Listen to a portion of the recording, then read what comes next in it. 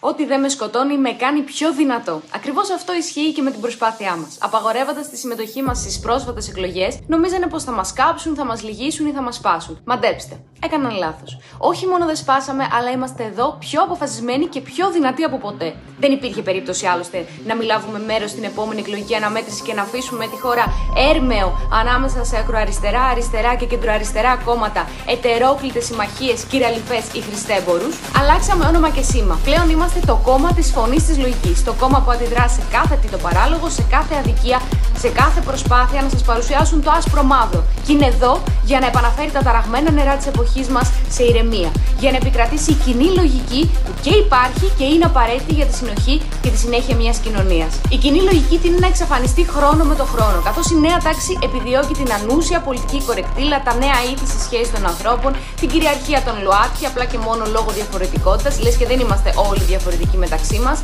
την αλλαγή στην παιδεία με νέες θρησκευτικές συνήθειες και ιστορικές αναλήθειες. Η λογική πρέπει να επικρατήσει στην οικονομία, την εκπαίδευση, την υγεία, την καταπολέμηση της εγκληματικότητας, την πάταξη του λαθρομεταναστευτικού, την εκπαίδευση των σωμάτων ασφαλείας, τη νέα γενιά, την εργασία και κάθε τομέα που αφορά την καθημερινότητα του Έλληνα και της Ελληνίδας. Κάθε μέρα, ολοένα και περισσότερο συζητάμε μεταξύ μας ότι δεν είναι λογικά όσα συμβαίνουν. Δεν είναι λογικό να υπάρχει γονέας 1 και 2. Δεν είναι λογικό να γεμίζουμε λαθρομετανάστες που τους ταΐζουμε με τους φόρους μας, επιδόματα και τους αφήνουμε να επιβάλλονται σε ολοένα και περισσότερες περιοχές. Δεν είναι λογικό να τους βαφτίζουμε πρόσφυγες όταν έρχονται από μη εμπόλεμες ζώνες. Δεν είναι λογικό να διδάσκονται στα σχολεία ομοφυλοφιλικές σχέσεις. Δεν είναι λογικό να υιοθετούν παιδιά ομόφυλα ζευγάρια. Δεν είναι λογικό η Κλεοπάτρα να είναι μαύρη επειδή έτσι θέλει το Netflix. Φανταστείτε δηλαδή τον Μάρτιν Λούθερ Κίνγκ να τον έπεσε στο Σταλόνε, τι θα γινόταν.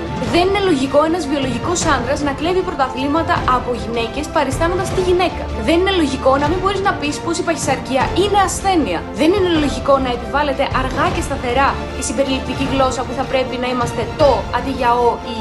Δεν είναι λογικό να μην τηρούνται οι νόμοι. Δεν είναι λογικό να έχουμε τριτοκοσμικά πανεπιστήμια και να είναι έρμεα μπαχαλάκιδων. Δεν είναι λογικό να μοιράζονται επιδόματα ζητιανιάς αντί θέσεων εργασίας. Δεν είναι λογικό να θέλουμε βίσμα για να νοσηλευτούμε αξιοπρεπώς σε τριτοκοσμικά νοσοκομεία. Δεν είναι λογικό να σπαταλάνε εκατομμύρια σε έργα βιτρίνας για να έχουν να τρώνε φίλοι και κολλητοί της εκάστοτε κυβέρνησης. Δεν είναι λογικό να ασχολούμαστε με το χάρτινο καλαμάκι όταν δεν έχουμε καν πόρους ενέργειας. Δεν είναι λογικό να διδάσκεται μακεδονική γλώσσα στη Φλόρινα. Δεν είναι λογικό να έχουν πέσει οι τιμές των πρώτων υλών και ενέργειας σε επίπεδα προπολέμου σε όλη την Ευρώπη και στην Ελλάδα να είναι όλα στο Θεό. Δεν είναι λογικό να έχουμε όλα τα προσόντα σαν χώρα να ζήσουμε αξιοπρεπώς και να ευημερίσουμε και να μας αντιμετωπίζουν οι κυβερνήσεις σαν ηθαγενείς. Δεν είναι λογικό τα ισόβια να μην είναι ισόβια. Είμαστε απέναντι σε κάθε παραλογισμό της νέας εποχής. Διεκδικούμε αξιοπρέπεια και έχουμε το όραμα για μια ισχυρή Ελλάδα που πρώτη προτεραιότητα είναι ο Έλληνας και η Ελληνίδα. Στη Φωνή Λογικής λέμε αλήθειες, λέμε ξεκάθαρες κουβέντες, λέμε τα πράγματα με το όνομά τους απέναντι στην παράνοια της νέας εποχής.